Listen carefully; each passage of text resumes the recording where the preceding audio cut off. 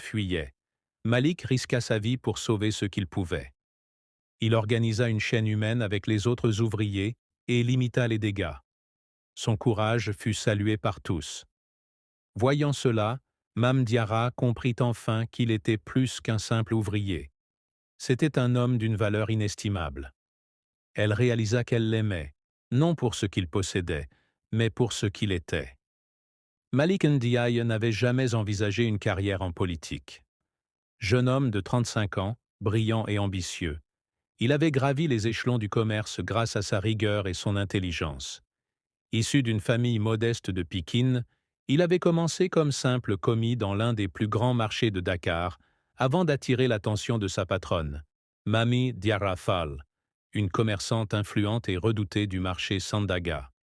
Mami Diarra, une femme de 45 ans, veuve et sans enfant, gérait un empire commercial florissant. Séduite par la loyauté et l'esprit stratégique de Malik, elle l'avait promu gérant de ses affaires, avant d'accepter de l'épouser.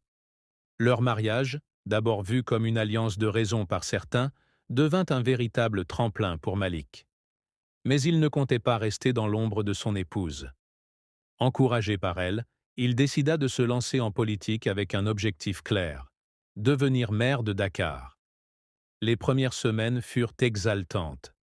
Soutenu par son épouse et son réseau d'affaires, Malik commença à se faire connaître dans les quartiers populaires. Il prônait une politique de proximité, promettant des infrastructures modernes et une meilleure gestion des marchés. Son slogan résonnait partout: Dakar pour tous, un avenir meilleur. Mais entrer en politique, c'était aussi affronter un monde impitoyable.